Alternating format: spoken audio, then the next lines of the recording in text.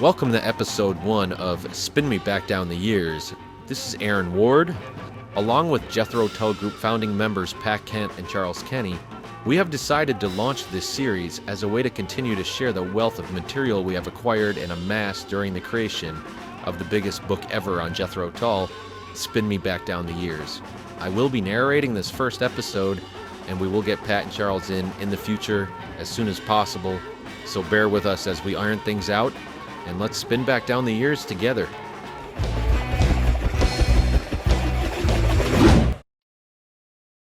To start things off, we're going to take a look at the use and impact of world music in the music of JETHRO Tull, written by Pat Kent. For those who don't know, JETHRO Tull is principally known as a progressive rock band, distinguished by their unique and genre-spanning music, which has long incorporated elements of world music. The band, fronted since its inception by the iconic flautist and vocalist Ian Anderson, has now been active for approaching 7 decades. In that time, they have created a diverse and influential body of work that should have left more than a lasting impact on the music industry than many historical records indicate. The band were formed in 1967 in Luton, England, and comprised of Ian Anderson, vocals, flute, and acoustic guitar, Mick Abrahams, electric and lead guitar, Glenn Cornick, bass guitar, and Clive Bunker on the drums. The band originally gained traction as a blues rock band on a growling live club circuit in the United Kingdom. They quickly evolved to embrace a wide range of influences from folk and classical music to jazz and world music, following the departure of Abrahams and the arrival of Martin Barre as the band's guitarist. Their 2 earliest albums, This Was 1968 and Stand Up 1969, showcase their growing prowess in meddling different musical styles and experimenting with new sounds. Tull were a band which enjoyed a rapid increase in popularity and rise to fame, not just on their home turf, but in almost every region they ventured into. One of the most distinctive features of Tull's music is the use of the flute, something considered an unconventional instrument in the context of rock music. It wasn't just Ian Anderson's mastery of the flute which set the band apart from their peers on the gig circuit, but also the stage antics which placed them in different league from the standard blues bands around at the time. Their wide-ranging musicianship also allowed them to incorporate a wide variety of other musical elements in their performances, including English folk, jazz, and classical sounds. The evocative and ethereal tones of the flute became one of their signature sounds, and combined with abrupt time signature changes, intricate musical passages, added an entirely new dimension to Tull's sound, and helped to set them apart from the bog-standard blues bands of the time. Their success in the main wasn't determined by race, creed, or sex, although like most rock bands, their audience were predominantly male. I believe what made their success so rapid, particularly in overseas territories, was their adoption of world music themes and motifs in their compositions, and to ever-increasingly dynamic stage shows. The broad appeal of world music has existed for decades, whether it be jazz or the blues, long before it really established itself as a genre in the 70s onwards, through the likes of well-known artists and bands including the Buena Vista Social Club, Fela Kuti, Ravi Shankar, Ali Farka, and many others. Additionally, the promotion of world music festivals and events such as WOMAD by the likes of Western artists like Peter Gabriel allowed a showcase for a wide range of international artists, providing a platform for the celebration of the diversity of global music. Generally, world music is an extremely broad category of music which encompasses various traditional folk and classical music aspects and forms from around the world. It often incorporates influences from different cultures and regions, blending diverse musical styles and instrumentation. This frequently provides musical experiences that provide wide appeal across borders. It can include genres such as African music, Latin music, Indian classical music, Middle Eastern music, and many, many others. It is often characterized by its use of traditional instruments, unique vocal styles, and rhythmic patterns that are distinct to specific cultures and regions. In recent years, particularly the 1990s, world music has gained popularity in the global music industry, with artists and bands incorporating elements of world music into their work. This has led to the emergence of fusion genres such as world fusion, ethnic fusion, and world beat, which blend traditional world music with contemporary sounds and production techniques. Tull were early innovators in this sense and reinforced their appeal on diverse territories such as Europe, India, America, Eastern Bloc counties, and South America. While this was deeply rooted in the 1960s white man's interpretation of the blues of the Mississippi Delta, Stand Up laid the foundations for a broader palette of sounds, utilizing instruments like the balalaika and the lute. The form of music was vastly different to that of This Was, no doubt linked to the arrival of Martin Barre. The use of Eastern themes were picked up on fairly early, but developed greatly over the years, culminating with heavily influenced work such as Anderson's solo works, particularly Divinity's 12 Dances of God, and the Tull album Roots to Branches. It cuts both ways.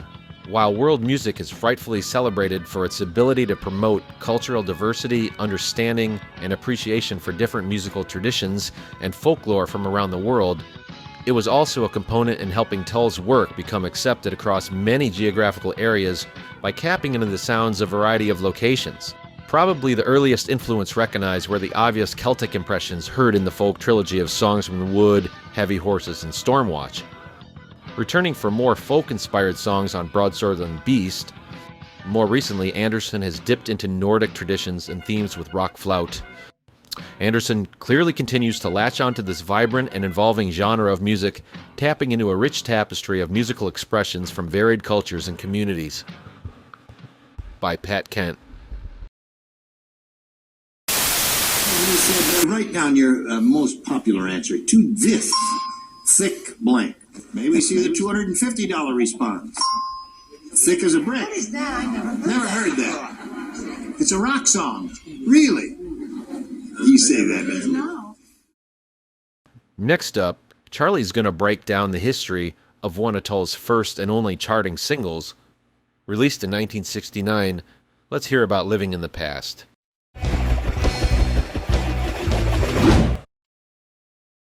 Not many bands would have any longevity and success when their first single was their highest charting single and their last charting single.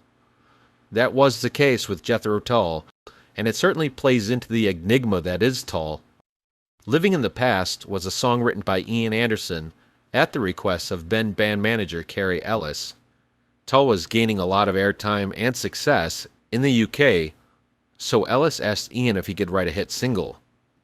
Anderson composed it in February 1969, while Tull were on their first ever tour of the USA, staying in a Boston Holiday Inn and other hotels in the cold northeastern USA.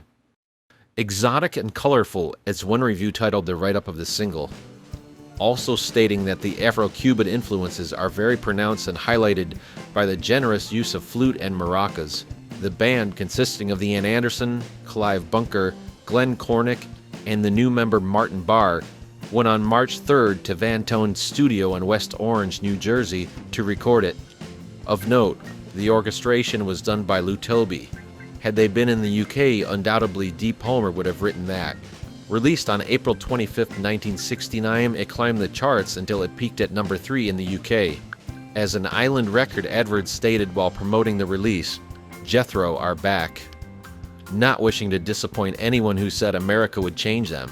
Island 6056 became the hit Ellis wished. It was not only a UK hit, it became a worldwide release. Over 15 countries issued it as a single in 1969. Other reviews and compliments noting tremendous tone of color, here with the flute, etc., and some hard driving rhythmic changes. The instrumental build-up is good, at a shuffling sort of pace, and the vocal line is delayed. The unusual construction of this song makes it a standout. Released throughout Europe, North and Central America, Australia, New Zealand, Japan, and other countries. When Tull issued the 1972 album Living in the Past, it again saw the release of Living in the Past as a single, this time backed with a Christmas song. It also saw the single almost getting into the top 10 in the United States, peaking at 11, and their highest charting single. It also got released in other countries: Argentina, Australia, Brazil, Canada, El Salvador, Greece, Israel, Japan, New Zealand, Philippines, Portugal, Thailand, Spain, and Venezuela. In 1976, Tull released MU, and the UK issued Chrysalis 2081. And this single holds the distinction of having 5 completely different labels. There are 2 paper label variations, and the molded plastic green label, and 2 molded blue labels. The single was also released in Australia and New Zealand. These all used Requiem as a B-side. In 1987, Old Gold, a budget UK record label, issued Living in the Past with Witch's Promise. It was only issued in the UK. 1993 saw the 25th anniversary of Jethro Tull, and Living in the Past Hardliner was released, with only Ian and Martin as the original members still in the group. Although slightly different from the original 1969 release, it did manage to reach number 33 in the UK charts 24 years after it was originally issued.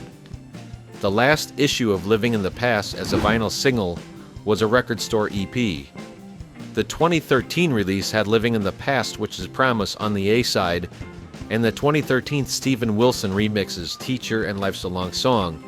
It was noticeable and strange that the US, the band's biggest market for decades, was totally left out from this issue, which left many collectors having to resort to buying via online auction sites and paying over the odds for this release. By Charles Kenny.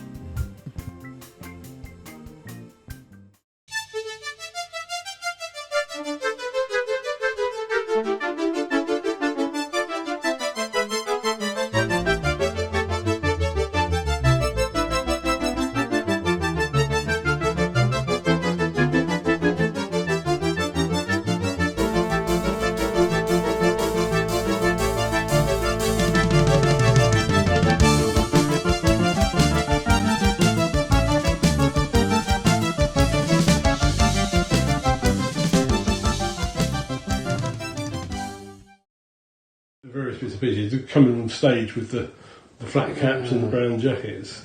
Yeah, The whole thing was pretty much choreographed in the sense of was there rehearsals for that, or was that just played by ear? yeah. No, that was well thought out. I mean, you couldn't do that on the spur of the moment.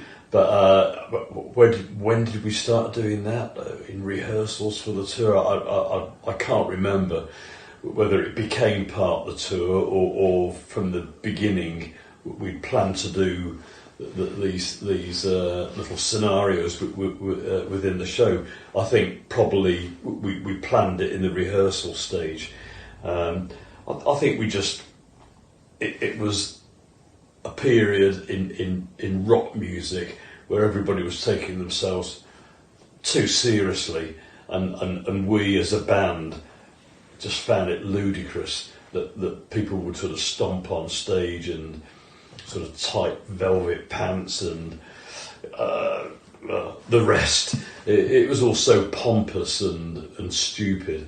So we were sort of taking the mickey out of them via ourselves. So we were saying, well, we know we're playing serious music, but you know, it's entertainment. Next up, I'm going to read a review from 1978, October 17th, that is, and this is a review of the Buffalo Memorial Auditorium concert for the Heavy Horses tour. It must be noted here that the reviewer made an error describing the bassist John Glasscock dressed like a handsome buccaneer. It's actually Tony Williams from Steeler Wheels on bass, filling in for Glasscock during this part of the tour. Tull's Time Trip lofts fans into a rock sing-along, by Drew Reed Kerr. We, of course, are the Jethro Tull Ensemble. With that, zany Ian Anderson and company performed for almost 2 hours to an audience of 12,000 in an annoyingly cold Memorial Auditorium last night. It was hard to keep from standing because it was a visual as well as a musical trip. Anderson, looking like a character out of a fairy tale, was very evocative in his face and hand motions, running around the stage like a fox. The familiar acoustical strumming of 72's epic piece Thick as a Brick was jolting enough to have everyone singing along. Keyboardist David Palmer and John Evan, like bookends, supported the driving rhythm section within. Guitarist Martin Barre and bassist John Glasscock, dressed like a handsome buccaneer, lurched out by the edge of the stage, edging Anderson on for his bizarre movements. It was mostly a greatest hits concert covering his older chestnuts like My God, Too Old to Rock and Roll, and the newer material, One Brown Mouse, Heavy Horses. Since the band was exceptionally tight, they were jamming more than anything else. Really engrossing was the captivating Songs from the Wood. After a long instrumental opening, the group did their harmonized chorus and belted right into this jolly ballad. The excitement lasted through 2 Stand on Your Chair encores, including Aqualung and the powerful Locomotive Breath. The kicker of this last song were the 3 giant helium balloons hoisted into the audience. Tull has had more than a share of problems during its history, beginning with the critically panned album A Passion Play. Anderson lashed back at this harsh response by releasing the misdirected Tool to Rock and Roll Too Young to Die. It wasn't until 1977's Songs from the Wood when Tull fever returned to the dormant fans, waiting for the group to cut loose again with their fine British folk rock. As a lyricist, Anderson is a biting storyteller. He has a gift for the magic of words, using them like knives. The imagery of the forest and vivid folklore have preoccupied the last 2 albums rather successfully. After riding on the crest of a live double set Bursting Out, the band is supposed to head away from acoustical songs and reach more for a rock and roll touch. Monday Night's journey through the past gave faith to the musical innovations of Jethro Tull.